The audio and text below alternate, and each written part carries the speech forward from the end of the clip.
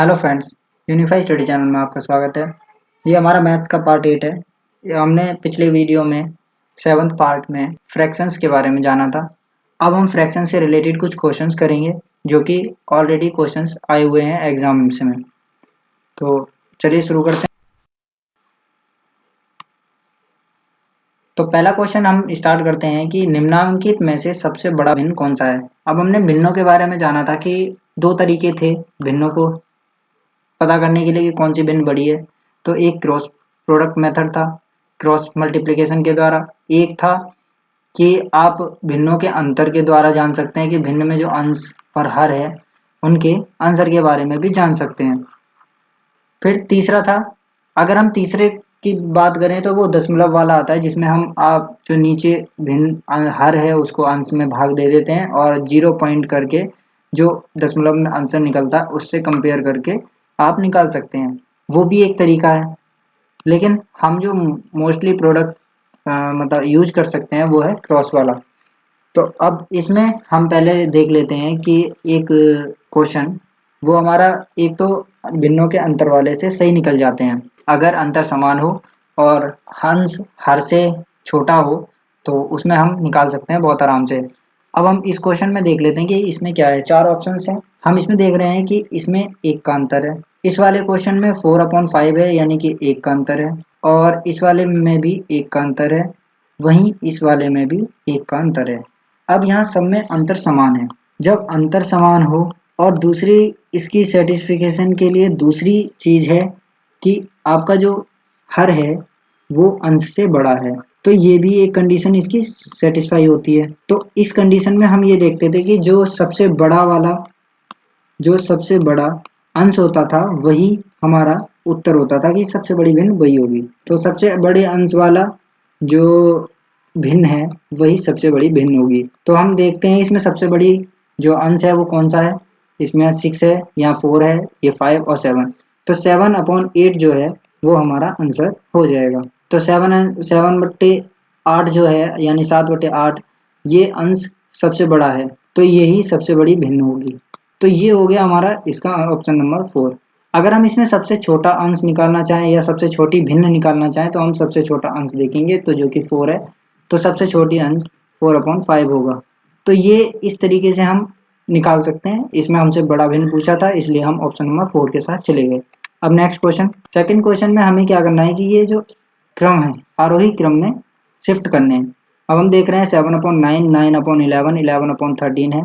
उसके बाद 11/13, 7/9, 9/11, जो जितने भी ऑप्शन हैं सब में बस ये 3 ही अंक लिए गए हैं या 3 भिन्न ली गई हैं, तो इन्हीं का हमें आंसर निकालना है।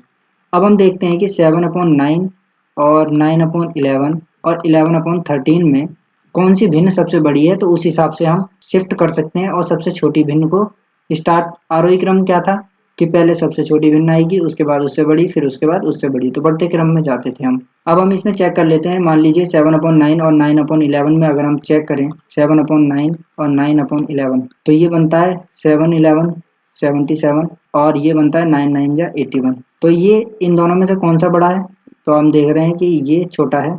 तो ये जो 81 ये बड़ा है, यानी कि ये भिन्न बड़ी होगी। तो ये 9/11 तो बड़ा हो गया 7/9 से। अब 7/9 छोटा है और 11/13, इन दोनों का ट्रांसफर चेक कर लेते हैं कि उससे क्या पता चलेगा। तो 7/9 और 11/13 ये बड़ी भिन्न है 7/9 से। अब हम ये 7/9 जो है ये छोटी है, इसलिए हम इन दोनों का चेक कर लेते हैं। तो ये हो गया 13 7 या 91 और ये हो गया 11/99। तो ये देख रहे हैं कि हम ये भी बड़ी है। तो 11/13 जब 7/9 से बड़ी हो गई तो इसका मतलब सबसे बड़ी भिन्न 11/13 हो गई, क्योंकि यहाँ 9/11 बड़ी थी। अब इन दोनों का एक बार कंपैरिजन कर लेते हैं 9/11 और 11/13 का। तो 9/11 और 11/13 का भी चेक कर लेते हैं।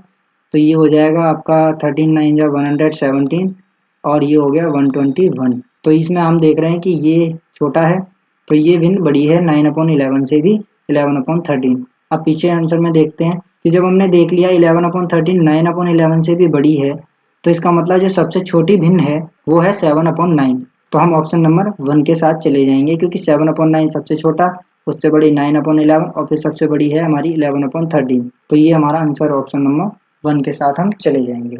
नेक्स्ट क्वेश्चन पे चलते हैं। नेक्स्ट क्वेश्चन है हमारा थर्ड नंबर कि भिन्नों 5/8, 7/12, 1/3 और 2/5 में सबसे बड़ी और सबसे छोटी जो भिन्न होगी उसका अंतर क्या है।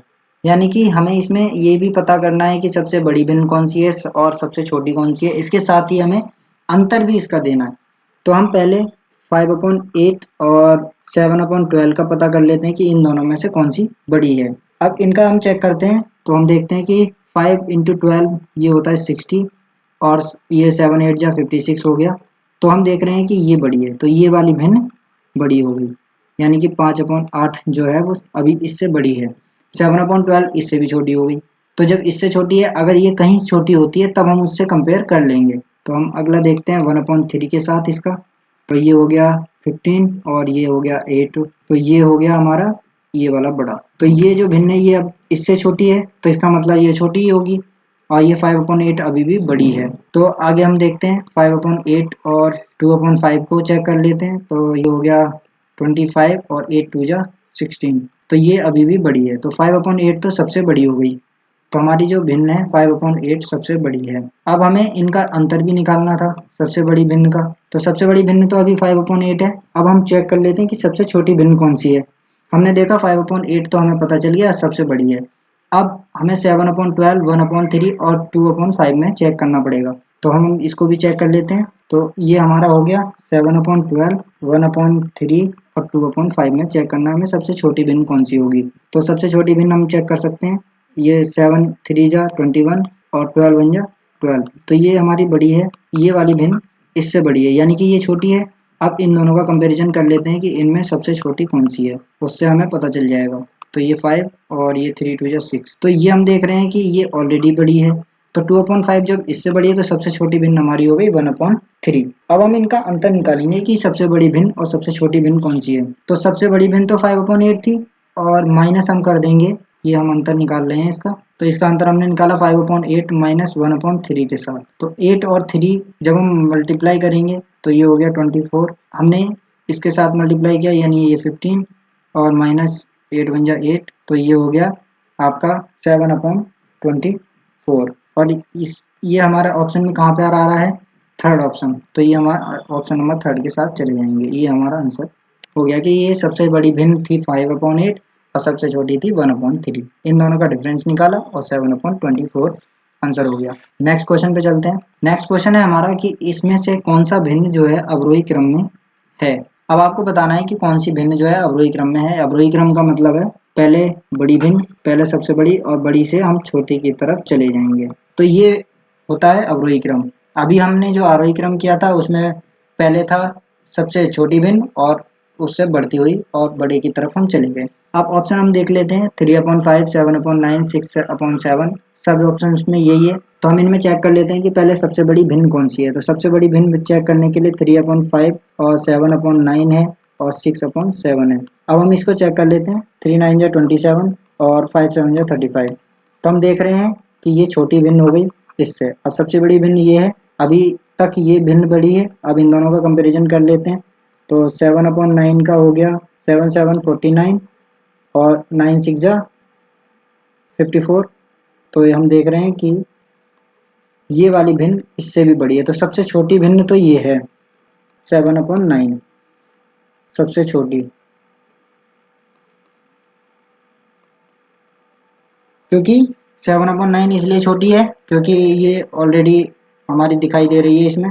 अब इसके बाद हम चेक करेंगे कि सबसे बड़ी भिन्न कौन सी है। अब इन दोनों का कंपैरिजन कर लेंगे तो जो बड़ी हो जाएगी वो सबसे बड़ी हो जाएगी। तो 3/5 और सॉरी, तो हम चेक करेंगे 3/5 और 6/7 में। तो ये हो गया 21 और 5 6 जा 30। तो ये हो गया 30 और हम देख रहे हैं कि ये छोटा है तो ये भिन्न अभी भी बड़ी है। तो 6/7 सबसे बड़ी है। तो इसका मतलब जो हमारा अवरोही क्रम बनेगा, अवरोही क्रम के अकॉर्डिंग बनेगा हमारा सबसे बड़ी भिन्न है 6/7। उसके बाद उससे छोटी है, सबसे छोटी थी 7/9। तो ये हमारा 3/5 बीच में आएगा, 3/5 और उसके बाद 6/7 लास्ट में। 3/5 आया, 3/5 के बाद जो लास्ट भिन्न आएगी वो आएगी 7/9। अब हम ऑप्शन देख रहे हैं कि इसमें से कौन सा ऑप्शन आएगा। तो ऑप्शन नंबर हम मैच करते हैं कि 6/7 से कोई ऑप्शन स्टार्ट है, नहीं है स्टार्ट, तो इसलिए ऑप्शन नंबर 4 के साथ चले जाएंगे, इनमें से कोई नहीं। तो हमारे ऑप्शंस ये भी हो सकते हैं कि इनमें से कोई नहीं, क्योंकि ऑप्शंस देते नहीं है, इसलिए कंफ्यूज होने की जरूरत नहीं, जो आपका आंसर आए वही टिक करना चाहिए। नेक्स्ट क्वेश्चन में दिया हुआ है कि अगर किसी भिन्न में अंश में 33 सही 1/3% की वृद्धि और हर में 66 सही 2/3% की वृद्धि कमी की जाए, यानी ये कह रहा है कि आपको जो अंश है, मान लीजिए आपने कोई भिन्न ली है, माना जो भिन्न है वो x/y है, ये हमने भिन्न ले ली। अब इस भिन्न में हमने 33 सही 1/3% की वृद्धि करनी है। 33 सही 1/3% की वृद्धि, ये अगर हम देखें इसको सॉल्व करते हैं तो ये बन जाएगा 33 मल्टीप्लाई 1/3 है, यानी कि 33 3 जा 99 और ये 100/3% हो गया। और परसेंट का मतलब होता है आपको पता ही है कि 1/100, तो ये हो जाएगा 1/100 और 100 से 100 यानी कि 1/3%। तो ये 33 सही 1/3% की ये मान आ गया। और दूसरा है 66 सही 2/3%, यानी कि आप इसको कर सकते हैं 200/3 और मल्टीप्लाई 100% का मतलब आपको 100 है, तो ये हो गया आपका 2/3। अब ये मान आ गए। अब हमसे एक क्वेश्चन में बोला है कि भिन्न के अंश में हमको वृद्धि करनी है 33 सही 1/3% की, तो हम इसको जो भिन्न मानेंगे वो x है। अब x में हमने वृद्धि की 1/3 x की, और यहाँ हर में हमने वृद्धि की, कमी करनी है हमें 2/3 x y की, क्योंकि हर हमारा y है। अब इतनी कमी करने के बाद ये आगे कह रहा है कि भिन्न 12/5 हो जाती है, तो ये 12/5 हो गया। अब इसको सॉल्व कर लीजिए, तो इसको सॉल्व करने पे हमारा बनेगा 3 1 4 4x/3 और नीचे बनेगा 3 में से 2 गया तो y/3, और ये 3 से 3 कट जाएगा, तो ये यहाँ पे बचा 12/5। अब हमारे पास क्या बचा 4x/y। आगे सॉल्व करते हैं इसको। हमारा पीछे बचा था 4x/y इक्वल्स टू 12/5। अब हम इस 4 से इसको 12 को काट सकते हैं, तो 3 आ गया, तो x/y का जो मान आ जाएगा वो हमारा आ जाएगा 3/5। तो ये हमारा आंसर हो जाएगा इसके अकॉर्डिंग। तो ये हमारी जो भिन्न आई वो आई 3/5। ऑप्शन नंबर कौन सा आएगा इसके साथ 3/5, हम देखते हैं ऑप्शन नंबर 1। तो ऑप्शन नंबर 1 के साथ हमारा आंसर चला जाएगा। अब नेक्स्ट क्वेश्चन करते हैं। अब नेक्स्ट क्वेश्चन में हमने देखा कि क्वेश्चन है यदि किसी भिन्न के अंश में 20% की आपको वृद्धि करनी है और हर में 10% की कमी करनी है, तो कमी करने पर 16/21 प्राप्त हो जाता है। अब हम इस क्वेश्चन को कैसे कर सकते हैं, मान लीजिए 20% है, तो 20% को हम चेंज कर सकते हैं 20/100 यानी कि 1/5 में, और 10% की जो कमी की है, तो कमी 10% का मान कितना हो गया 10/100 यानी कि 1/10। आपने ये चीज़ कर ली। अब क्या है कि 20% की कमी और 10% की कमी हुई, तो 20% की आपको वृद्धि करनी है अंश में। मान लीजिए आपने भिन्न माना भिन्न इक्वल्स टू x/y, ये हमने भिन्न मान ली। अब भिन्न के अंश में आपको 20% की वृद्धि करनी है, यानी कि 1/5x, और तो हर हमारा हो जाएगा y माइनस, अब हर में 10% की कमी करनी है तो माइनस आ जाएगा, क्योंकि हमें कमी करनी है उसमें जोड़ना था इसलिए। तो जो कमी करने पे नई भिन्न प्राप्त होगी वो होगी 16/21, क्योंकि हमें क्वेश्चन में दिया हुआ है 16/21 प्राप्त होता है।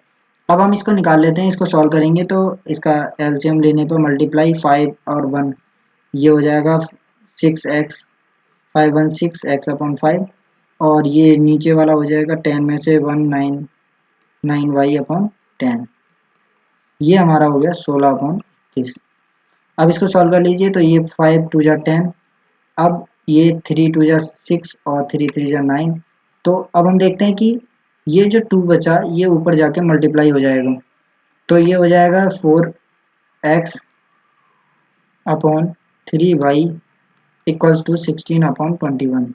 अब हम देखते हैं इसको 4 से इसको डिवाइड कर सकते हैं, तो 4 4 जा 16 और 3 7 जा, तो ये हमारा आंसर हो गया 4/7, यानी x/y का मान जो आया हमारे पास वो आया 4/7।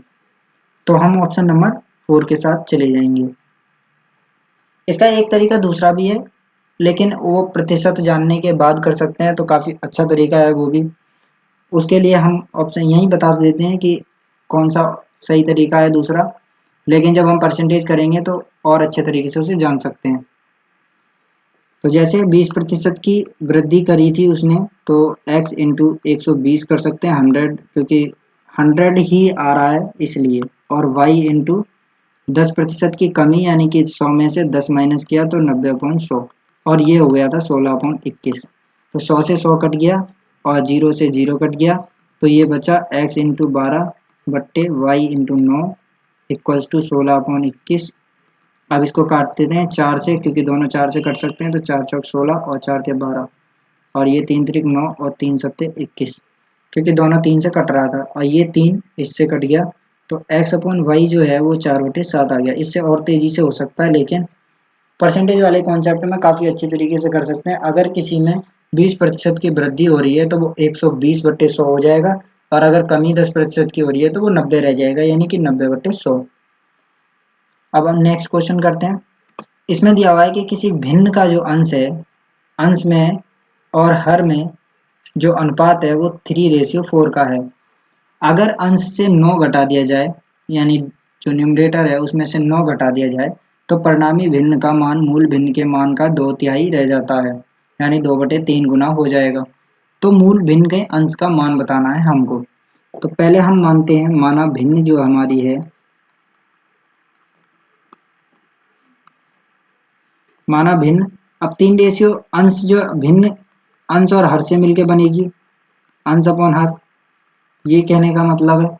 अब जब इससे मिलके बनेगी तो जाहिर सी बात है कि अंश हमारा 3 है, तो 3x मान लेंगे, ये हो गया हमारा अंश, और हर जो हमारा वो आएगा 4x। ठीक, अंश और हर ये हमारे आ गए, तो भिन्न जो हमारी बन गई, क्या बन गई, 3x/4x, ये हमारी भिन्न हो गई। अब प्रश्न के अनुसार अगर देखा जाए तो अंश में से, यहाँ प्रश्न के अनुसार, प्रश्नानुसार कर लेते हैं हम इस क्वेश्चन को, तो ये हो जाएगा हमारा अंश में से 9 माइनस करना है आपको, और हर ऐसे ही रहेगा। तो जो भिन्न है वो मूल भिन्न जो हमारी थी 3x/4x ये थी, इसका 2/3 रह जाता है, यानी कि 2/3। अब इसे सॉल्व कर लेते हैं। x से x कट गया, 3 से 3 कट गया, और 2 से 2 2 जा 4 हो गया। अब ये बचा हमारे पास 3x minus 9/4x equals to, यहाँ कितना बचा 1/2। अब हम देख रहे हैं कि इस 2 से इस 4 को भी काट सकते हैं, तो 2 आ जाएगा। अब इसको सॉल्व कर लेते हैं, तो ये हो जाएगा 3x माइनस 9 इक्वल्स टू, ये इधर मल्टीप्लाई हो जाएगा, यानी कि 2x। इधर हम 3 से 2 सिंपल इधर फॉर्मूला से सॉल्व कर लेते हैं इसको, तो ये हो जाएगा हमारे पास x इक्वल्स टू 9। अब हमारा जो x का मान आ गया वो आ गया 9। अब हमें अंश बताना है, तो अंश हमारा कितना था 3x, तो अंश तो हमारा हो जाएगा, क्योंकि x का मान आ गया, तो ये हो गया 3x इक्वल्स टू 3 इंटू 9, यानी कि 3 9 जा 27। तो हम तो इसमें ऑप्शन नंबर 1 के साथ चले जाएंगे। अगर हमसे इसमें हर पूछ लेता तो हम हर को किस तरीके से निकाल सकते थे, हर हमारा 4x है, यानी कि 4x और 4 इंटू 9, तो ये हर हमारा हो जाता 36। तो इनमें रेशियो वैसे भी चेक हो जाएगा, 3/4 ही होगा, 3:4।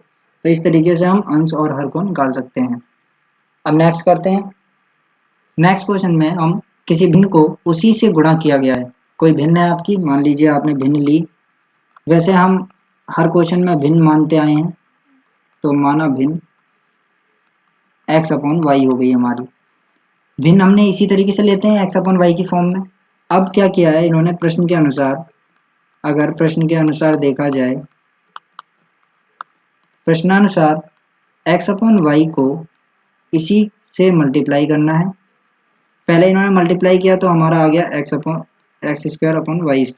ये फर्स्ट कंडीशन है। सेकंड कंडीशन में बोला है कि जो ये गुणनफल आया है x, अब ये सेकंड कंडीशन के अकॉर्डिंग है, ये फर्स्ट कंडीशन थी। सेकंड कंडीशन में इसने बोला ये x² को सेकंड कंडीशन में डिवाइड करना है। अब हम डिवाइड करेंगे तो x² उल्टे से आपको डिवाइड करना है। उल्टे से जब डिवाइड करेंगे तो y/x हो गया। अब डिवाइड करने के बाद हम इसको सॉल्व कर लेते हैं, तो X square upon Y square into ये एक्स अपॉन वाई हो गया, यानी ये हमारा जो आंसर इसका आया X cube upon Y cube, ये हमारी भिन्न हो गई। अब जो हमें आंसर में प्राप्त हुई है भिन्न X cube upon Y cube, ये किसके बराबर है? इसने बोला इस प्रकार जो भिन्न प्राप्त होती है वो 15 सही 5/8 है, 15 टू द रेशियो 5/8, और ये हमारा हो जाएगा 15 8 जा 120 और 125, तो ये हो गया 1/125/8। तो अब इसे हम सॉल्व कर लेते हैं, X cube upon Y cube equals to 125/8, और ये हमारा हो जाएगा एक्स अपॉन वाई का क्यूब कर लीजिए इसे, और ये जो 125/8 है इसको भी हम अगर क्यूब में निकालें तो 5 × 5 × 5 बनता है, और ये बनता है 2 × 2 × 2, यानी कि 5 का अपॉन 2 का क्यूब। तो इनको कंपेयर अगर करेंगे तो जो आंसर बनेगा X upon Y equals to 5/2। तो ये हमारी भिन्न हो गई। अब इसमें हम देख लेते हैं कि कौन सा ऑप्शन जाएगा। तो ये हमारा ऑप्शन नंबर, इसको हम और तोड़ेंगे क्योंकि ऑप्शन 5/2 दिया नहीं है, तो 2 से ऐसे हम अगर डिवाइड करते हैं तो 2 दी 1/2 आ जाएगा, तो ऑप्शन नंबर हमारा सेकंड के साथ चला जाएगा। नेक्स्ट क्वेश्चन करते हैं। नेक्स्ट क्वेश्चन में हम क्वेश्चन देख रहे हैं कि एक पूर्ण संख्या है आपकी, पूर्णांक संख्या, और वो अपने 1/3 से यानी कि 1/3 से 10 कम है। तो हम बात करते हैं कि माना हमने पूर्णांक संख्या x ले ली, माना पूर्णांक संख्या x है। अब जो x है तो प्रश्न के अनुसार हम देखते हैं, प्रश्नानुसार x जो है वो x के 1/3 से 10 कम है, हमें ये संख्या प्राप्त करनी है। अब इसे सॉल्व कर लेते हैं, तो 10 इधर आ जाएगा और ये x राइट साइड चला गया, तो ये हो गया x/3 minus x equals to ये हो। अब इसे हम सॉल्व करेंगे तो 3 और ये हो जाएगा x माइनस 3x, यानी कि माइनस का 2x/3। अब इन दोनों को सॉल्व कर लेते हैं, तो ये माइनस का 2x/3 इक्वल्स टू 10 लिखेंगे, और इसे जब हम सॉल्व करेंगे आगे तो ये हो जाएगा -2x इक्वल्स टू 30। अब ये हो जाएगा हमारे पास लास्ट x, और 2 से इसे अगर डिवाइड करते हैं तो 15 आ जाएगा, यानी कि, और ये माइनस इधर, तो x की इक्वल्स टू -15, तो हमारा ऑप्शन नंबर 2 हो जाएगा। नेक्स्ट क्वेश्चन पे चलते हैं। तो हमारा जो नेक्स्ट क्वेश्चन है वो है, यदि किसी संख्या के 1/2 से उसका 1/3 वियोग किया जाए। वियोग का मतलब है यहाँ पर माइनस करना, वियोग का मतलब है किसी चीज को हटाना, यानी कि घटाव करना। तो हमें इसमें माइनस करना है। कोई संख्या मैंने मानी, मान लीजिए संख्या हमारी है, माना संख्या x। अब प्रश्न के अनुसार अगर आप जाते हैं तो प्रश्न के अनुसार आप देख लीजिए, कोई संख्या x है और x के 1/2 से 1/3 को अगर माइनस करते हैं तो जो संख्या प्राप्त होगी वो होगी 1/7 से 10 अधिक, यानी कि उस संख्या के 1/7 से 10 अधिक, यानी कि प्लस, अधिक मतलब ज़्यादा। अब इसको सॉल्व कर लेते हैं, तो इसको हम करेंगे 6, और ये हो जाएगा 3x माइनस 2x, और इसको 1/7x हम रहने देते हैं, और प्लस 10।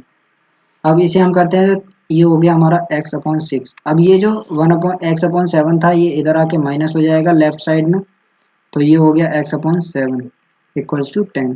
इसको और सॉल्व करेंगे तो ये हो जाएगा 42, और यहाँ 7x minus 6x equals to 10। अब 7x में से अगर 6x को माइनस करते हैं तो x, और 42 इधर आके मल्टीप्लाई हो जाएगा, तो ये हो जाएगा 420। तो ये हमारा आंसर हो गया इसका। अब इसमें ऑप्शन नंबर 4 के साथ हम चले जाएंगे। नेक्स्ट चलते हैं क्वेश्चन पे। नेक्स्ट क्वेश्चन करते हैं। नेक्स्ट क्वेश्चन में हम देख रहे हैं कि पेंसिल का 1/8 पेंसिल है और उसका 1/8 भाग काला है। बाकी का जो बाकी बचेगा 1/8 भाग को निकालने के बाद, बाकी का जो 1/8 भाग निकालने के बाद 1/2 भाग उसका भी पीला है और बाकी जो सेम बचेगा वो होगा 3:1/2 सेंटीमीटर नीला है। अब हम इसको कुछ मान लीजिए पेंसिल की लंबाई हमने माना पेंसिल की लंबाई इक्वल्स टू एक्स लंबाई मान ली। अब प्रश्न के अनुसार अगर देखा जाए, प्रश्न में क्या बोला है हमसे कि जो काला भाग है उसकी लंबाई कितनी है। काला भाग है 1/8 एक्स, एक्स का 1/8 भाग काला था। अगर पीले भाग की बात करें, पीला भाग कितना है, तो पीला भाग भी निकाल लेते हैं। वो है जो बाकी बचा है, बाकी कितना बचा, x माइनस 1/8 एक्स, क्योंकि हमने काला भाग माइनस करा x में से, और इसका भी इसने बोला है कि जो बाकी बचा है उसका भी 1/2 भाग, तो ये भाग हमारा पीला होगा। अब इसको सॉल्व कर लेते हैं, तो ये आ जाएगा हमारे पास 8 में से 1 माइनस हो जाएगा, यानी कि 7x/8 इंटू 1/2, ये भाग हमारा पीला है, यानी कि हो गया 7x/16। और उसके बाद नीला भाग कितना है, तो नीले भाग की अगर हम बात करें, नीला भाग वो है 1/2 सेंटीमीटर। इसमें हमें x लगाने की जरूरत नहीं, क्योंकि इसकी तो हमें पहले से ही लंबाई दी हुई है जो बाकी बचेगा भाग उसका। तो ये हो जाएगा हमारा 3×2=6 7/2 सेंटीमीटर। अब पूरी पेंसिल की लंबाई कैसे हम पता कर सकते हैं, काला भाग, पीला भाग और नीला भाग अगर जुड़ जाए तो इससे हमें पेंसिल की लंबाई पता चल जाएगी, कुल लंबाई कितनी है। तो अब हम उसके अकॉर्डिंग सॉल्व करते हैं। तो जो पेंसिल की लंबाई है x, वो किसके बराबर है, 1/8 x plus 7/16 x plus 7/2 centimetre. तो ये तो हमारा सेंटीमीटर में है, तो टोटल सेंटीमीटर में ही होगा।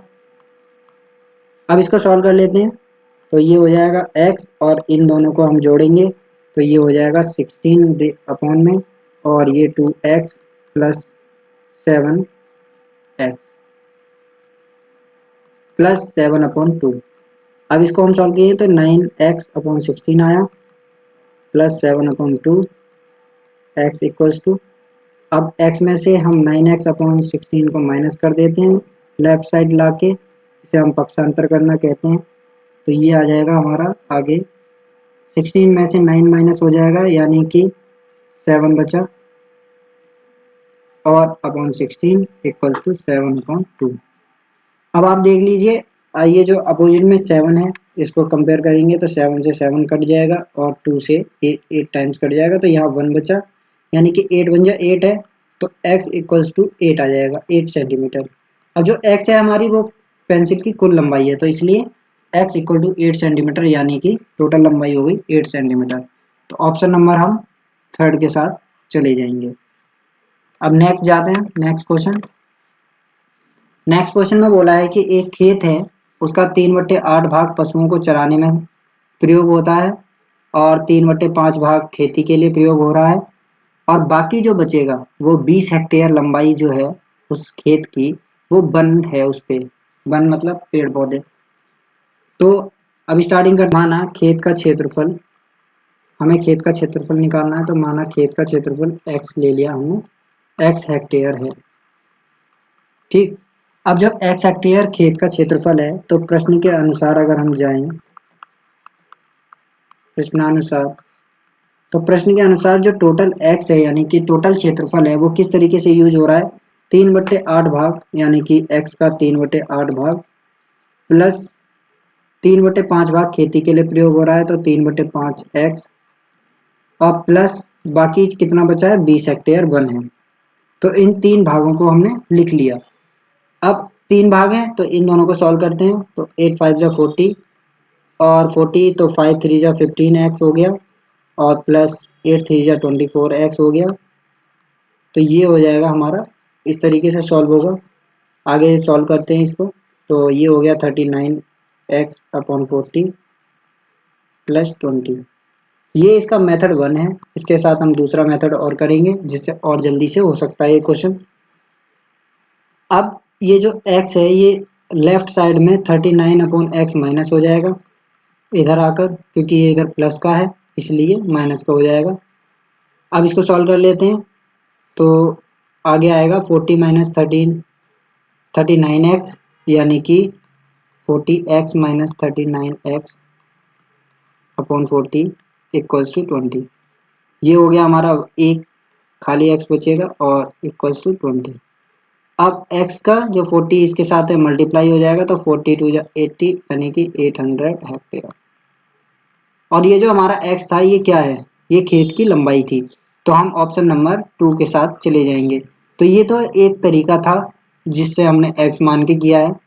ये मोस्टली यूज कर लेते हैं, अगर हमें कोई और तरीका याद ना आए तो इससे भी हम क्वेश्चन को कर सकते हैं, लेकिन जो सेकंड तरीका है वो और तेज हो सकता है। सेकंड मेथड में हम देख लेते हैं मेथड सेकंड। तो मेथड सेकंड में हम देख लेते हैं कि मान लो खेत का एक भाग है, एक भाग का खेत है पूरा पूरा ही होगा।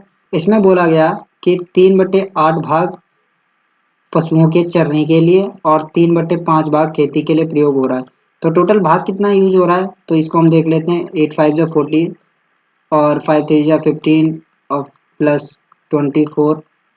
तो ये हो गया हमारा 39/40 भाग। जब इतना भाग ऑलरेडी हमारा प्रयोग हो रहा है तो एक भाग में से कितना भाग बचेगा, तो एक में से भाग हम माइनस करेंगे इसको। तो जो बचा भाग है, बचा भाग ये हमारा हो गया 40 में से 40 माइनस 39 एलसीएम लेने पे, तो ये हो जाएगा हमारा 1/40 भाग।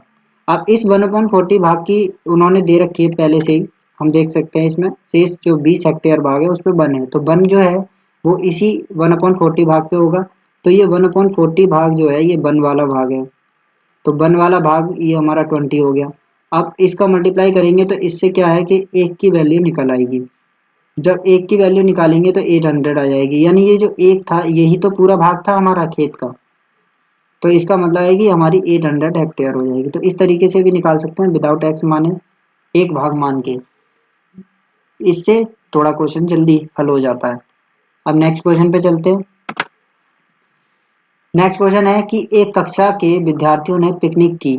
अब पिकनिक की है लेकिन उन्होंने डिसाइड किया कि जो कुल खर्च होगा, टोटल खर्च, उसका 1/3 भाग तो विद्यालय देगा, 1/6 भाग जो है वो अध्यापक देंगे और जो शेष बचेगा वो विद्यार्थी देंगे।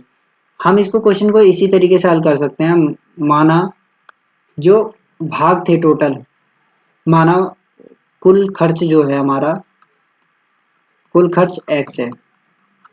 ये भी हम मेथड 1 से कर ले रहे हैं पहले और उसके बाद मेथड 2 से करेंगे। तो कुल खर्च हमारा x है। अब कुल खर्च जब x हो गया तो विद्यालय कितना दे रहा है, 1/3। तो 1/3 भाग दे रहा है तो 1/3 x आ जाएगा। अध्यापक दे रहे हैं हमारे कितने, 1/6 भाग, तो वो कुल खर्च का ही 1/6 भाग देंगे, तो इसलिए 1/6 x आ गया, अध्यापक का भाग है ये। उसके बाद जो शेष विद्यार्थी हैं, शेष विद्यार्थियों का भाग, तो जो शेष विद्यार्थियों का उन्होंने खर्चा भी दे दिया है कि शेष विद्यार्थियों का भाग है वो है हमारा 540 रुपीज। उन्होंने इसका खर्चा दे दिया, इसका कोई भाग नहीं दिया। अगर हम इसको सॉल्व करें तो मान लीजिए कि जो टोटल कुल भाग कितना, विद्यालय और शेष भाग, शेष उन्होंने कितना खर्च किया, वो किया है हमारा, इसको सॉल्व कर लेते हैं। तो 6 और 2 + 1 3 x यानी कि 1/2x, इतना भाग उन्होंने खर्च किया है। किसने, विद्यालय और अध्यापक ने। अब इसको आगे सॉल्व करते हैं। जब 1/2x इन्होंने खर्च किया है तो बचा भाग कितना है, बचा भाग x - 1/2x। इसको हम अगर माइनस कर देंगे विद्यालय और अध्यापक वाला तो कितना बचेगा, इसको सॉल्व करने पे आधा माइनस किया तो आधा x। जब आधा x बचा तो 1/2x, तो ये विद्यार्थियों का भाग है, यही तो विद्यार्थियों का भाग है। तो विद्यार्थियों का 1/2x जो है वो 540 के बराबर है, क्योंकि 540 ऑलरेडी दिया है कि इतने रुपए खर्च किए उन्होंने। तो जो x का मान आएगा हमारा वो आ जाएगा 540 इंटू 2 और इसको सॉल्व करेंगे तो 1080 रुपये। भाई ये तो हो गया हमारा कि 1080 रुपये टोटल खर्चा है। अब उन्होंने पूछा है कि अध्यापकों ने कितने रुपए दिए। क्वेश्चन में लास्ट में देखिए ये पूछा गया है कि अध्यापकों ने कितने रुपए दिए। तो अध्यापकों ने कितने दिए होंगे, जब टोटल खर्चा 1080 है तो जो अध्यापकों ने दिए हैं वो दिया है 1/6x। तो ये 1/6x जब दिया है तो x का मान कितना है हमारा, तो अध्यापक हमें निकालना है अध्यापकों का खर्चा। अध्यापकों का खर्चा तो अध्यापकों का 1/6x, x का वैल्यू 1080 और इसको हम सॉल्व करेंगे तो ये आ जाएगा हमारा 180 रुपये, यानी कि 180 रुपीज़ इन्होंने दिए हैं, किसने, अध्यापक ने। तो हम ऑप्शन नंबर किसके साथ जाएंगे, और 180 रुपये यानी कि ऑप्शन नंबर 2 के साथ चले जाएंगे। अध्यापकों का पूछा था, अगर कुल खर्चा पूछा होता तो हम ऑप्शन नंबर 3 के साथ चले जाते। ऑप्शन नंबर 2 के साथ अध्यापकों का खर्चा हुआ। अब इसका सेकंड मेथड देख लेते हैं। तो मेथड नंबर 2 है इसका। मान लीजिए कुल भाग 1 है और विद्यालय ने दिया है, कितना भाग दिया है विद्यालय ने, विद्यालय ने दिया है 1/3 भाग और अध्यापकों ने दिया है 1/6 भाग। तो 1/3 भाग और अध्यापकों ने दिया 1/6 भाग, तो ये हमारा टोटल भाग कितना हो गया जो इन्होंने दिया है। तो कुल भाग जो है हमारा, कुल भाग ये हो गया हमारा 6 और 3 यानी कि 1/2 भाग इन्होंने दे दिया। अब बचा भाग कितना है, बचा भाग है 1 - 1/2 यानी कि 1/2। तो विद्यार्थियों का बचा भाग है, तो विद्यार्थियों ने दिया 1/2 = 540 रुपीज़, यानी कि ये निकलेगा आपका एक भाग जो है हमारा कितने के बराबर हो गया, 540 इंटू 2 यानी कि 1080 रुपीज़। ठीक, अब जो इसका निकालना हमें अध्यापकों का, तो अध्यापकों का जो भाग है, अध्यापकों का भाग हो गया 1080/6 क्योंकि 6, तो ये हो गया 180 रुपये। तो ये हमारा आंसर हो गया। तो इससे और जल्दी से कर सकते हैं, तो इस तरीके से निकाल सकते हैं। नेक्स्ट क्वेश्चन पे चलते हैं। तो नेक्स्ट क्वेश्चन है, लास्ट है ये, कि किसी वर्ग में कुल छात्रों की संख्या है, कुछ छात्र हैं, उसका 3/5 भाग तो लड़कियां हैं और शेष लड़के हैं।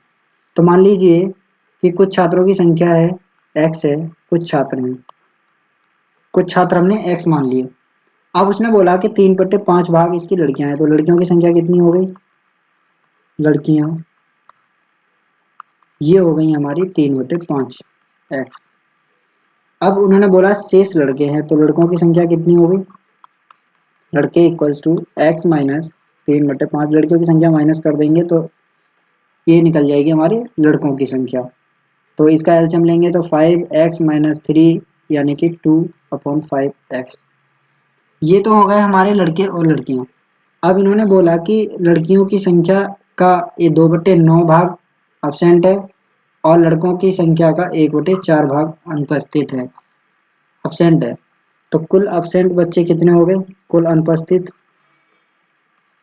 कुल अगर हम अनुपस्थित भाग निकालें तो इस तरीके से निकाल सकते हैं कि लड़कियों की संख्या 3/5x है और इसका 2/9 भाग ये, और प्लस 2/5x जो लड़के हैं उनका 1/4 भाग ये अब्सेंट है। तो टोटल कितना भाग हो गया, ये हम इस तरीके से निकाल सकते हैं। और ये 2 2 या 4, तो इस तरीके से हम निकालेंगे कितना, 2/15x प्लस 1/10x। तो टोटल इनको जोड़ लेंगे तो ये हो जाएगा हमारा 30। एलसीएम इनका जो ये 15 और 10 है, इसमें कॉमन 30 है, यानी कि 15 2 = 30 और 10 3 = 30 होता है, इसलिए हमने ये चीज़ ली है। तो यहाँ पे 2 का मल्टीप्लाई और यहाँ पे 3 का मल्टीप्लाई, तो ये हो जाएगा 4 + 3 और x यानी कि 7x/30। अब जब इतने बच्चे अब्सेंट हैं तो प्रेजेंट हमें बताने हैं, कुल छात्र हमारे पास कितने हैं, x हैं और एब्सेंट छात्र हमें पता चल ही गए हैं कि 7x/30 है। तो हम निकाल सकते हैं इसको आगे, जो हमें कितने निकालने, उपस्थित छात्र। तो उपस्थित छात्र हो जाएंगे हमारे, उपस्थित छात्र equals to x minus 7x/30। ये हमारे छात्र निकलते जाएंगे और 30 में से यहाँ हम निकालेंगे 30x माइनस 7x/30, तो ये हो जाएगा हमारा 23/30x। यानी कि x के जो 23/30 बच्चे हैं वो हमारे एब्सेंट हैं। तो 23/30 किस में है, ऑप्शन नंबर 4 में। तो हम ऑप्शन नंबर 4 के साथ चले जाएंगे। तो ये थे हमारे कुछ क्वेश्चन। अगर हम इसे और दूसरे मेथड से सॉल्व करना चाहें तो उससे भी कर सकते हैं। जैसे हमने 1 मान के किया था कि 1 हमारे छात्र हैं, उसमें से 3/5 और लड़कियों की संख्या लड़कों की संख्या निकाल लेंगे, फिर उसके बाद कुल अनुपस्थित छात्र निकालेंगे। अब जब हमारे पास कुल छात्र पता चल जाएंगे तो उसके बाद हम उपस्थित छात्रों की संख्या भी निकाल सकते हैं। तो ये थे आज कुछ भिन्नों से संबंधित क्वेश्चन। अब हम नेक्स्ट टॉपिक के साथ आएंगे। तो आज के लिए बस इतना ही। धन्यवाद।